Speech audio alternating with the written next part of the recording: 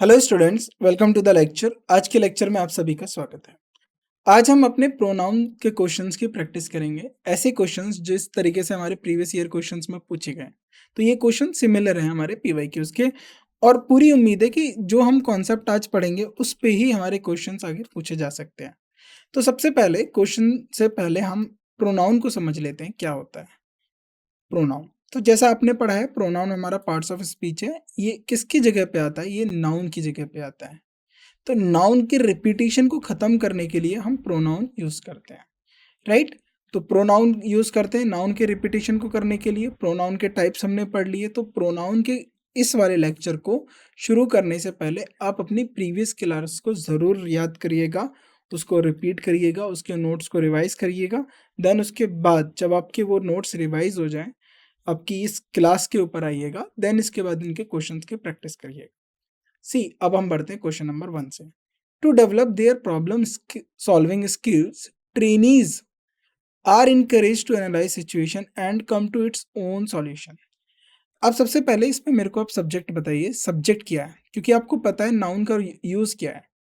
Noun का क्या use है? इधर सब्जेक्ट की तरह होगा या तो ऑब्जेक्ट की तरह होगा, राइट। प्रोनाउन का क्या यूज है? नाउन के रिप्लेसमेंट में। तो या तो वो भी सब्जेक्ट की तरह काम कर रहा होगा या ऑब्जेक्ट की तरह काम कर रहा होगा। ये याद हो गया। अब ऑब्जेक्ट किसका होता है? अब आपको पता है ऑब्जेक्ट या तो वर्ब का होता है या प्रीपोजिशन का होता है, और जो ऑब्जेक्ट होता है वो सब्जेक्ट कभी नहीं होता। तो अब हम इसमें यही काम करेंगे। टू डेवलप, टू डेवलप हमारा इन्फिनिटिव हो गया। To develop their problem solving skills. तो यहाँ पर देयर प्रॉब्लम सॉल्विंग स्किल्स किसकी बात हो रही है? तो देयर प्रोनाउन आया है, right. Problem solving skills, skills आपका नाउन है, राइट। और ये स्किल्स किसकी है? देयर की। तो ये पोजेसिव एडजेक्टिव है, ये प्रोनाउन ना होके पोजेसिव एडजेक्टिव आ गया, राइट। Trainees are encouraged. अब सब्जेक्ट क्या है हमारा? Trainees. Trainees are encourage to analyse situation and came to its own solution. तो ट्रेनीज क्या करेंगे? इनकरेज किए जाएंगे सिचुएशन को एनालाइज करने के लिए और खुद उनका सॉल्यूशन लेके आएंगे। एंड केम टू इट्स तो यहाँ पर होगा नहीं, तो ट्रेनीज है। अब देखिए, इट किसके लिए होता है? जो हमारे नॉन लिविंग होते हैं उनके लिए होता है। ट्रेनीज तो आइदर मेल और फीमेल या बोथ, तो उनके लिए इट्स तो होगा नहीं, देयर होगा। Come to their own solution. अब हम इसमें से देखते हैं, come up with their solution, come forward with their solution, come down with its solution, come with its solution. तो सॉल्यूशन, ये सबसे पहले ई को तो हम काटेंगे। इसमें बोला गया कि नॉट रिक्वायर्ड, गलत। इट्स वालों को काट देंगे तो बच्चा come up with their solution, come. अब देखिए यहाँ पर अब ये किसकी बात हो रही है? पास्ट की बात हो रही है, तो यहाँ पर कम अप नहीं लिखेंगे, केम फॉरवर्ड। तो बी आपका राइट ऑप्शन हो जाएगा। तो इस तरीके से आपको क्वेश्चन सॉल्व करना है, right. Over exploitation of ground water. Over exploitation, exploitation का मतलब होता है शोषण, ज्यादा शोषण करना, यानी ग्राउंड वाटर को मिसयूज किया जा रहा है, उसको गलत तरीके से यूज किया जा रहा है। Has been led to their levels falling drastically. अब किसके, ये बात किसकी हो रही है? Over exploitation, right. Over exploitation किसका हो रहा है? ग्राउंड वाटर का। उससे क्या हो रहा है? Has been led to their levels. किसके लेवल की बात हो रही है? ग्राउंड वाटर के लेवल्स की बात हो रही है। फॉलिंग ड्रास्टिकली मतलब अचानक से, बहुत ज्यादा, बहुत जल्दी से जो उनके लेवल है वो गिर रहे हैं। एंड कॉज ड्रॉट्स, उसकी वजह से क्या हो रहा है? सूखा पड़ रहा है। तो लेवल किसका गिर रहा है? ग्राउंड वाटर का ही तो गिर रहा है लेवल। तो देयर होगा या इट्स लेवल होगा? तो यहाँ पर होगा इट्स लेवल। तो इसका सही आंसर होगा इट्स लेवल, राइट। सो यहाँ पर क्या बोलेंगे? Has been led to falling. Their answer काट दो, जिसमें देयर आ रहा है उसको आंसर काट दो। Falling led to the levels, ये भी गलत हो जाएगा। ये was leading its levels to be falling drastically. B is the right answer, right? Right, B is the right answer. तो इसी तरीके से आपको क्वेश्चंस करने हैं। Automation in agriculture and farm management is consider. तो किसकी बात हो रही है? ऑटोमेशन हमारा क्या हो जाएगा? सब्जेक्ट। ऑटोमेशन क्या हो गया हमारा? सब्जेक्ट। तो याद रखेंगे ऑटोमेशन सब्जेक्ट है। इज कंसीडर, ऑटोमेशन किस में? एग्रीकल्चर और फार्म मैनेजमेंट में। Is consider a boon, but in fact, boon का मतलब क्या है? कि एक आशीर्वाद की तरह उसको कंसीडर किया गया। But in fact it is not true, but in fact it is not true as they lead to more unemployment. तो बोला गया बट ये सही नहीं है, क्योंकि ऑटोमेशन से क्या होगा? As they led to more employment, उससे और ज्यादा बेरोजगारी होगी। तो अब ये आपके ऑप्शंस हैं। अब यहाँ पर आपको क्या बताना है कि यहाँ पर दे आएगा या इट्स आएगा। As its lead to more animal, अब बात किसकी हो रही है? ऑटोमेशन की हो रही है। तो ऑटोमेशन की बात हो रही है, तो अब आप इसमें से बताइए क्या होगा? दे आएगा? दे बिल्कुल गलत होगा, क्योंकि यहाँ पर कोई प्रोनाउन नहीं है। सबसे पहली बात, कोई प्लूरल वर्ब नहीं है। तो ऑटोमेशन है, ऑटोमेशन के लिए हमेशा इट आएगा। इट लीड, तो इट आएगा, तो दे वाले ऑप्शंस करेक्ट, गलत हो गए, गलत हो गए। It leads to more employment, और इट लीड्स नहीं होता, लीड्स होता है, ये बिल्कुल सही। It leads to more employment, और ये आगे क्या करेगा? बेरोजगारी को बढ़ाएगा, right? D is the right answer. An NGO is working towards providing free education to the girl. एक और एनजीओ क्या कर रहा है? फ्री एजुकेशन लड़कियों को प्रोवाइड कर रहा है, यानी वर्किंग कर रहा है एन एनजीओ। तो एनजीओ हमारा क्या हो जाएगा? Subject is working toward the providing free education to the girl child so that every girl child can stand their own feet. Every girl child can stand their own feet, ये आपके options हो गए। तो अभी आपने एक एक options को पढ़िए, आपको टाइम मिलता है, देन उसके बाद आंसर बताइए, राइट? तो सबसे पहले एवरी के साथ कंडीशन सुन लीजिए। जब भी बात आता है ना एवरी, एवरी को आप हमेशा एज अ सिंगल काउंट करेंगे। क्या बात करेंगे? Singular noun, singular noun. तो अगर एवरी के साथ कोई मेल है तो हिज आ जाएगा, फीमेल है तो हर आ जाएगा, राइट? इतना याद रखेंगे। तो यहाँ पर every girl can stand on their feet नहीं होगा, हर एक लड़की अपने पैरों पे खड़ी होगी। ऑन हर ओन फीट क्या हो जाएगा? हर। सही आंसर होगा। देखिए देयर वाला तो काट दीजिए, स्टैंड इन और स्टैंड ऑन हर फेस, तो ये हो जाएगा हमारा B option is the right answer. Right now, next question. Kidnappers had been telephoned the victim's father from a public booth to conceal his identity. देखिए conceal का मतलब क्या है? हाइड करना, छुपाना। किसी बात को छुपाने के लिए हम क्या बोलते हैं? कंसील। अब क्या बात है? बात यह है कि किडनैपर्स ने फोन किया विक्टिम के फादर को, जिसको उन्होंने किडनैप किया था, उसके पिताजी को। अब वो आइडेंटिटी किसकी छुपाई जा रही है? किडनैपर्स खुद की ही तो आइडेंटिटी छुपा रहे हैं। तो किडनैपर्स यहाँ पर क्या है? प्लूरल। तो यहाँ पर हिज आएगा या देयर आएगा? Theirs identity, right? तो यहाँ पर हिज नहीं आएगा, देयर आइडेंटिटी आएगा। THEIR, वो अपनी आइडेंटिटी छुपा रहे, तो हिज वाले को तो पहले ही काटेंगे आप।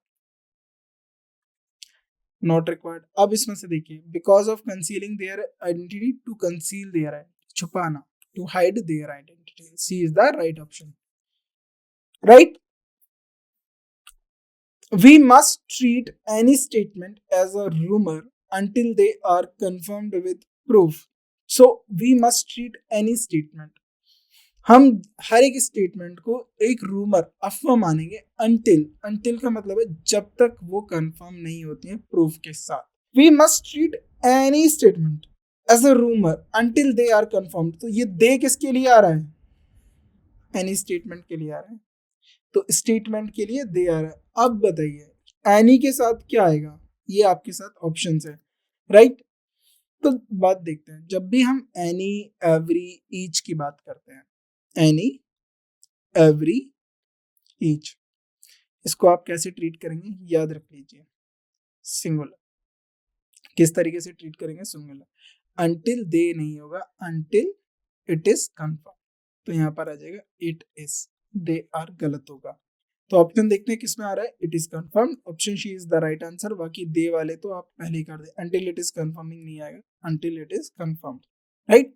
सी, the company's philosophy is to make sure that the employees are happy, have the ability to be intellectually stimulated and contributes toward their growth. अब पढ़ें इसको दोबारा से, और ये इसके ऑप्शंस हैं, देन उसके बाद हम आगे बढ़ते हैं। देखिए, द कंपनीज फिलॉसफी, कंपनी की फिलॉसफी है क्या? इज टू मेक श्योर, वो इस बात का ध्यान रखे, that the employees are happy, जो उसके एम्प्लॉयज हैं वो खुश रहें, have the ability to be intellectually stimulated and contribute toward their growth. अब किसकी ग्रोथ में कंट्रीब्यूट करेंगे जो एम्प्लॉयज होंगे वो अपनी ग्रोथ में करेंगे या कंपनी की ग्रोथ को लेके बात हो रही है? यहाँ पर कंपनी की ग्रोथ की बात हो रही है, तो देयर ग्रोथ नहीं होगा, इट्स ग्रोथ, राइट? कंपनी की बात हो रही है, कंट्रीब्यूट टू देयर ग्रोथ नहीं आएगा, तो देयर वालों को आप काटेंगे, राइट? नो रिक्वायर्ड, ये भी गलत है। Contribute towards it's growth, contribute towards it's growth और कंट्रीब्यूट्स टुवर्ड इट्स ग्रोइंग या कंट्रीब्यूट टुवर्ड्स इट्स ग्रोइंग, तो ग्रोइंग तो नहीं होगा, तो उसकी ग्रोथ में कंट्रीब्यूट करेंगे, तो B is the right answer.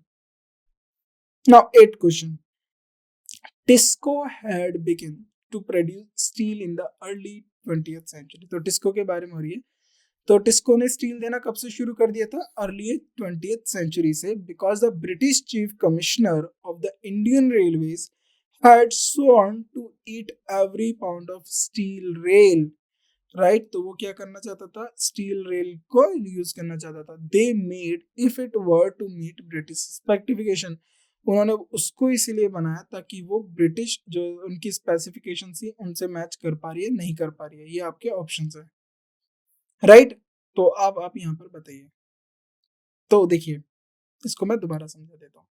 TISCO had begin, यहाँ पर सबसे पहले सेंटेंस में किसकी बात होगी कि टिस्को को बनाया गया, right, as a produce steel plant, जिसको जो हमारा स्टील प्लांट है वो स्टील जब उसने बनाना शुरू करा, वो अर्ली 20th सेंचुरी में उसने स्टील बनाना शुरू करा, क्योंकि जो ब्रिटिश चीफ कमिश्नर था इंडियन रेलवेज का, had sworn, right, to eat every pound of steel rail, तो वो हर एक स्टील रेल की हर एक पाउंड का मतलब है हर एक हिस्सा चाहता था। They made if they were to meet if it were to meet British specification, उन्होंने उसको बताया कि वो ब्रिटिश स्पेसिफिकेशन से मिल पाएगी या नहीं मिल पाएगी। If it ever meet British specification, as it ever meet British specification, provided if it were to meet specification, it were to meet if only if they try to meet British specification, तो वो क्या कर रहे थे? Work के लिए आया है, तो यहाँ पर साइड सी बात है, इट तो नहीं आएगा, इतना आप यहाँ से सेंस लगा सकते हैं। वर्क क्या है? प्लूरल वर्ब है, और ये क्या है आपका? सिंगुलर, तो सिंगुलर के साथ वर्ब तो नहीं आएगी, यहाँ से तो सब्जेक्ट वर्ब एग्रीमेंट का ही कॉन्सेप्ट गलत हो गया, तो यहाँ पर ये नहीं आएगा, यहाँ पर आएगा दे। वो ये चाहते थे देखना कि वो ब्रिटिश स्पेसिफिकेशन से मैच कर पाएगा नहीं, only if they try to meet British specification, right, is the answer. The volunteer organization appealed to the people to come forward to help the victims and said each may contribute what they can. अब यहीं आ जाइए दोबारा। The volunteer organisation ने सबसे appeal किया कि people से क्या किया कि आगे आइए और विक्टिम्स की मदद करिए, and said that each may contribute, हर कोई जितना चाहे वो कंट्रीब्यूट कर सकता है, तो ईच के साथ तो हमेशा मैंने बोला दान दे नहीं आएगा, each may contribute what he can, जो भी वो कुछ करना चाहे, तो दे नहीं आएगा, तो दे तो हटा दीजिए, ईच वन नहीं आएगा, ही कैन आएगा, A is the right answer. Improvement ये तो गलती है। Now question number 10, this project would encourage development and enable every villager to govern their own destiny, तो दिस प्रोजेक्ट, ये प्रोजेक्ट क्या करेगा? इनकरेज करेगा डेवलपमेंट को, यानी डेवलपमेंट को इनकरेज करेगा, एंड इनेबल एवरी विलेजर, क्या करेगा? हर एक विलेजर जो है to govern their own destiny, अपनी खुद की किस्मत लिख सकता है, तो एवरी आ गया, मैंने क्या बताया था? ईच, एवरी, एनी, ये क्या ट्रीट करे जाएंगे? सिंगुलर की तरह ट्रीट करे जाएंगे, तो गवर्न देयर नहीं होगा, हिज ओन डेस्टिनी, वो हर कोई अपनी डेस्टिनी खुद गवर्न करेगा, तो A is the right answer. Their वालों को आप पहले ही कट करेंगे, टू गवर्निंग नहीं आता, टू के साथ हमेशा V1 आता है, जब भी आप इन्फिनेटिव लिखेंगे टू के साथ V1, तो A is the right answer. He confidently asked the crowd if they throw if they thought he was right, and the crowd shouted that they did। अब उस ये क्वेश्चन को समझिए 11 को। ही कॉन्फिडेंटली आस्क्ड द क्राउड, उसने confidence से crowd यानी भीड़ से पूछा, if they thought he was right, क्या वो सोचते हैं कि वो सही था, and the crowd shouted that they did, तो क्राउड ने क्या शाउट करा? That they did. तो अब यहाँ पर किसकी बात हो रही है? दैट दे डिड, तो यहाँ पर क्राउड ने ही, ये दे किसके लिए यूज हुआ है? दे ही के लिए यूज नहीं हुआ, दे क्राउड के लिए ही यूज हुआ है, तो यहाँ पर दे इज द, दे हमारा जो होगा सही आंसर होगा, तो नो करेक्शन रिक्वायर्ड, यहाँ पर कोई करेक्शन की जरूरत नहीं है। Now question number 12, it is always better to make people realize the importance of discipline than to impose them on it। तो क्या बोल रहा है, ये हमेशा से सही रहेगा कि लोगों को किसी की डिसिप्लिन की इंपॉर्टेंस पता चले। It is always better to make people realise the importance of discipline than, उनको इंपॉर्टेंस बताओ डिसिप्लिन की, ना कि उनके ऊपर थोपो। ये आपके ऑप्शंस हैं, राइट।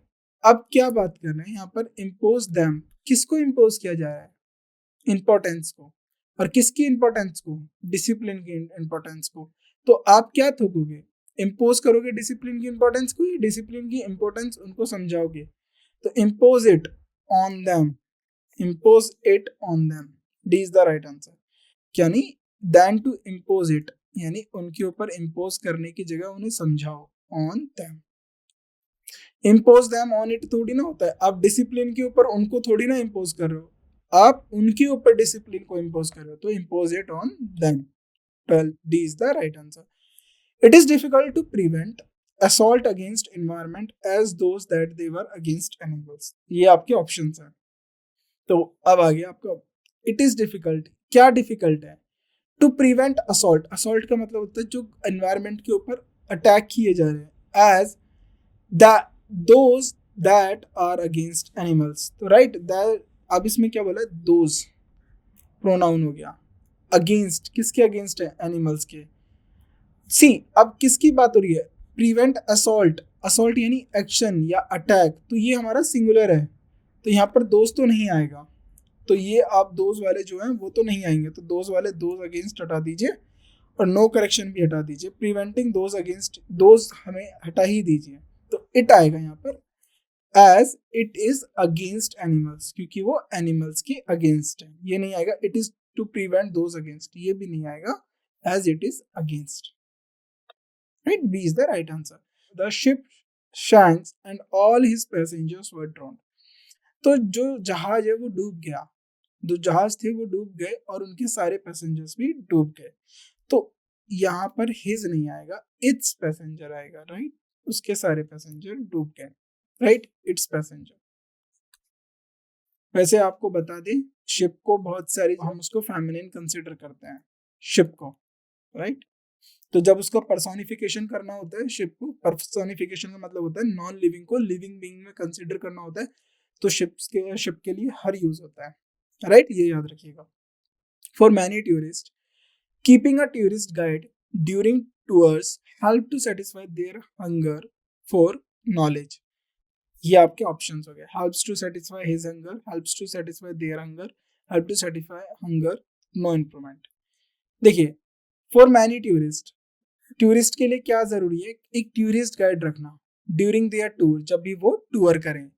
क्यों, वो जो आपकी जो गाइड है, help to satisfy their hunger, उनके हंगर, यहाँ पर देयर किसके लिए यूज करा गया है, राइट, तो देयर किसके लिए यूज करा गया है, टूरिस्ट के लिए, तो ये तो बिल्कुल ठीक है, सेटिस्फाई भी ठीक है। तो यहाँ हेल्प देखिए, हेल्प क्या करेगा, क्या हेल्प कर रहा है उनकी, अगर आप बात करें टूरिस्ट गाइड ड्यूरिंग टूर्स, तो जो गाइड है ना वो उनकी हेल्प कर रही है, तो गाइड हमारी क्या है, सिंगुलर, तो यहाँ पर हेल्प नहीं आएगा, हेल्प्स आएगा। ये जो वर्ब है ना ये हेल्प्स होगी, नॉट हेल्प, क्योंकि ये किसके लिए यूज करी गई है, गाइड के लिए यूज करी गई है, गाइड हमारा क्या है, सिंगुलर, तो यहाँ पर हेल्प्स आएगा, help satisfy their hunger. B part, nobody likes dash friends to take advantage on him. Option है, nobody likes many friends, nobody likes their friends, nobody like one's friend, nobody like his friends। so nobody likes, nobody के लिए क्या आता है आपके लिए, singular है nobody, तो इसके साथ आएगा his friend, nobody likes his friends, right, to take advantage of him। तो कोई भी ऐसा पसंद नहीं करता है कि उसका कोई दोस्त उसका एडवांटेज ले, राइट, तो कोई भी ऐसा पसंद नहीं करेगा कि उसका दोस्त कोई उसका एडवांटेज ले, तो ये जो हमारा पोर्शन है ये इसी में हमारा क्या हो जाएगा, एरर हो जाएगा, तो यहाँ पर हिज आएगा। तो क्वेश्चंस बहुत बेसिक्स हैं, आपके जो प्रोनाउन के अंदर जो क्वेश्चंस आते हैं वो काफी बेसिक्स होते हैं, तो ये बेसिक्स क्वेश्चंस आपको अच्छे से तैयार करने हैं। तो अब इसमें हमने क्या कॉन्सेप्ट सीखा है, सबसे पहले हम ये पता कर लेते हैं। देखिए, ईच, राइट, तो अभी इसको आप नोट करते चलेंगे, ईच, एवरी, एनी, और इसके साथ एक और हो गया नोबडी। बड़ी इनके ये इनको आप सिंगुलर ट्रीट करेंगे। क्या ट्रीट करेंगे? सिंगुलर। और नोबडी को भी आप क्या ट्रीट करेंगे? सिंगुलर। ये आपको याद रखना है। एक और चीज, देयर किसके लिए यूज होगा? देयर आप किसके लिए? पर्सन्स के लिए यूज कर सकते हैं, राइट, पर्सन्स के लिए। और जो नॉन लिविंग थिंग्स है उनके लिए क्या यूज करेंगे? इट यूज करेंगे, क्या, राइट। तो ये आप करें। और लेकिन सिंगुलर अगर कोई चीज प्लूरल है उसको भी देयर के साथ भी यूज कर सकते हैं, दोस, राइट। अब एक और चीज सीखना है यहाँ पर। सबसे पहली बात, जो सब्जेक्ट है हमारा, सब्जेक्ट है, अगर सब्जेक्ट हमारा सिंगुलर है तो वर्ब भी कैसी होगी? सिंगुलर। अगर सब्जेक्ट हमारा प्लूरल है, अभी हमने देखा था ना हेल्प वाला, यहाँ पर गाइड आया था तो गाइड सिंगुलर है तो हेल्प्स हो जाएगा। तो वर्ब भी हमारी कैसी होगी? अगर सब्जेक्ट प्लूरल हो गया तो वर्ब भी हमारी हो जाएगी प्लूरल, राइट। तो ये चीजें याद रखना है, ये याद रखना है। ओके, तो अब नेक्स्ट दूसरी चीज और क्या याद रखेंगे आप लोग? देखिए, अगर आपका सब्जेक्ट अगर आपका सिंगुलर है, इसकी जगह पे जो हम प्रोनाउन यूज करेंगे वो भी सिंगुलर होगा। अगर सब्जेक्ट हमारा प्लूरल है, इसकी जगह पे जो प्रोनाउन यूज होगा वो भी प्लूरल होगा। ये आपको दूसरी बात याद रखनी है, ठीक है। अब होमवर्क में आपको क्या याद रखना है? इसके बाद भी अभी हम बहुत सारे क्वेश्चंस हैं जो हम डिस्कस करेंगे, यही इट दे, इस तरीके से एरर इजी पता चल जाती है। होमवर्क में क्या है, आपको टाइप्स ऑफ प्रोनाउन पढ़ने हैं। Types of pronoun, reflexive pronoun क्या होता है, राइट, पर्सनल प्रोनाउन क्या होता है, डेमोन्स्ट्रेटिव प्रोनाउन क्या होता है। तो इस तरीके से आपको टाइप ऑफ प्रोनाउंस पढ़ने और उसके साथ उनके रूल्स पढ़ने। जो भी मैंने आपको रूल्स पढ़ाए वो सारे रूल्स पढ़ने। जब आप ये दोनों काम कर लेंगे उसके बाद हम और अच्छे क्वेश्चंस डिस्कस करेंगे, राइट। तो जब आप ये रूल्स कर लेंगे, रूल्स और टाइप्स आपने पढ़ लिया, उसके बाद जो मैंने प्रैक्टिस क्वेश्चंस कराए आपको, प्रैक्टिस क्वेश्चंस कराए वो आपको जरूर करने हैं, राइट। तो रिवाइज करने हैं रूल्स को। रूल्स को ऐसा नहीं है आपने एक बार पढ़ दिया, आपको रोज रूल्स को याद करना है, कॉन्सेप्ट सीखना है और आपको उनको रिवाइज करोगे, कॉन्सेप्ट सीखोगे और उसको क्वेश्चन में अप्लाई करना है। एक और चीज आप सीखें, देखिए सब्जेक्ट वर्ब का एग्रीमेंट देख लीजिए जरूर। सब्जेक्ट वर्ब का एग्रीमेंट क्या होता है? कभी कभार सब्जेक्ट हमें डायरेक्ट नहीं दिया होता वर्ब के लिए। इसको मैं एग्जांपल को दिखाता हूँ आपको दोबारा। यहाँ पर देखिए, for many tourist keeping a tourist guide during tours help to satisfy their hunger. तो यहाँ पर हंगर किसकी है? टूरिस्ट की, तो इसके लिए देयर हंगर आ गया, राइट, फॉर नॉलेज। लेकिन यहाँ पर हेल्प क्या कर रहा है? यहाँ पर टूरिस्ट की हेल्प क्या कर रहा है? टूरिस्ट गाइड ही तो कर रही है, अ टूरिस्ट गाइड, राइट। अब देखिए फॉर कैसे, देखिए अब इसको जरा ध्यान से देखिए। फॉर मैनी टूरिस्ट, टूरिस्ट आ गया नाउन, मैनी इसका डिटरमिनर हो गया, फोर हो गया हमारा प्रीपोजिशन, तो टूरिस्ट हमारा क्या हो गया? Object. Keeping a tourist guide, आ किसके लिए आया है? गाइड के लिए, गाइड हो गया हमारा नाउन। टूरिस्ट इसका क्या हो गया? एडजेक्टिव, बता रहा है कौन सी गाइड है, राइट। तो कीपिंग, अब ये किसको बता रहा है? एक्शन को, टूरिस्ट गाइड को रखना, right. Keeping a tourist guide, इसको हम एडजेक्टिव लेंगे, राइट, क्योंकि एक्शन को बता रहा है ये हमारे। गाइड ड्यूरिंग, कब रखना है? During tours. और ये टूरिस्ट गाइड हेल्प्स, किसकी हेल्प्स करेगी? तो हेल्प तो नहीं करेगी, ये हेल्प्स करेगी। तो इसके साथ देख रहे हो आप, सब्जेक्ट मेरा ये है क्योंकि ये प्रीपोजिशन हो गया, और प्रीपोजिशन का नाउन जो होता है वो हमारा ऑब्जेक्ट होता है उस प्रीपोजिशन का। इसका कोई प्रीपोजिशन नहीं है, कोई इसके लिए वर्ब नहीं है, तो ये हमारा क्या बनेगा? Guide, subject. और इस सब्जेक्ट के लिए जो वर्ब आई है वो कौन सी आई है? हेल्प। तो हेल्प नहीं होगी, सब्जेक्ट सिंगुलर है तो यहाँ पर क्या हो जाएगा? हेल्प्स। तो इस तरीके से आपको याद रखना, ठीक है।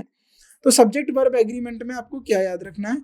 सब्जेक्ट वर्ब एग्रीमेंट में याद रखना है कि वर्ब कौन सी है, सब्जेक्ट कौन सा है, और उसके साथ साथ आपको इस बारे में ध्यान रखना है कि अगर वो सब्जेक्ट और वर्ब आसपास नहीं है तो कोशिश करो आइडेंटिफाई करने की, राइट। अगर ऑब्जेक्ट है तो ऑब्जेक्ट की किसका है, वर्ब का है, प्रीपोजिशन का, ये पता करना है। नाउन कितने दिए हुए हैं ये पता करना है, वर्ब कितनी दी हुई है ये पता करना है। जब आप ऐसे पता करेंगे और इस तरीके से काम करेंगे, आप इजीली क्वेश्चंस को बना लेंगे और आपको दिखने में ही पता चल जाएगा कि एरर कहाँ पर है। इसी तरीके से आपको आगे काम करना है। बाकी के क्वेश्चंस जो होते हैं हम अपनी नेक्स्ट क्लास में करेंगे। इस क्लास के लिए थैंक यू सो मच।